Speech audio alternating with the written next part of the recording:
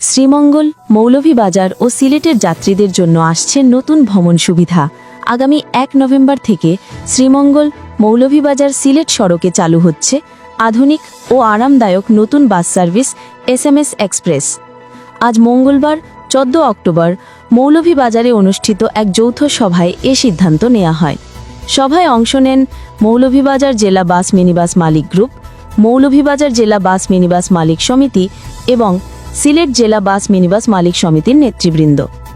সভায় সভাপতিত্ব করেন মৌলভীবাজার জেলা বাস মিনিবাস মালিক সমিতির সভাপতি ও জেলা বিএনপির সদস্য সচিব আব্দুর রহিম রিপন।